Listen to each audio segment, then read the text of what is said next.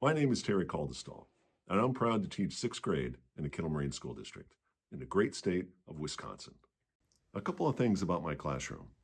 I have rules, just like most teachers. The one rule that is hardest for some of my students is this one. You may never, ever, ever say, "I'm done. What do I do now?" The world was a very different place when I was a student. I didn't worry about credible sources. I trusted the news, and rightfully so. And that's the way it is. The best place to find information was the library. For up-to-date information on people in the news. There was no conspiracy theories on the library shelves.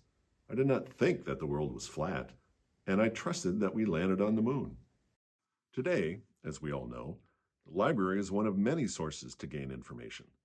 That's why my job has dramatically changed since I was a student. And that change of having to search for a credible source came years after I started teaching in 1991. It's vital that my students understand 3 critical questions. What do I know? How do I know that? And why does it matter? But I believe that the idea of being done belongs in a museum, in a frame, on a wall. And underneath that frame, there should be an explanation. I'm done. Archaic phrase. The phrase, "I'm done," is now considered outdated and inadequate. So, what can my students work on when they're done? A cure for cancer. Peace in the Middle East. Global warming. Teachers have a unique place to view the world. The seeds we plant today may not take root for years, but those seeds will sprout, and that's one of the many beauties of our profession.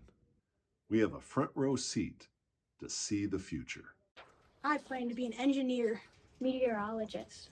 Interior designer. Exterior designer. That's why it's so important that my students write goals, create a plan, and learn to prioritize their time. A goal without a plan, it's just a wish. What's your goal in math this week? To get 10 topics done. And what's your plan to get that done? I feel it's critical to not only advocate for my students, but also for our profession, which is why I took part in reimagining NSTOY, convinced our state superintendent to create the Wisconsin Teacher of the Year Council, helped create the Wisconsin Teacher of the Year Network, and have spoken across my state and our country on the issues that impact my students and my colleagues. We as teachers need to give our students the tools today so they can succeed tomorrow.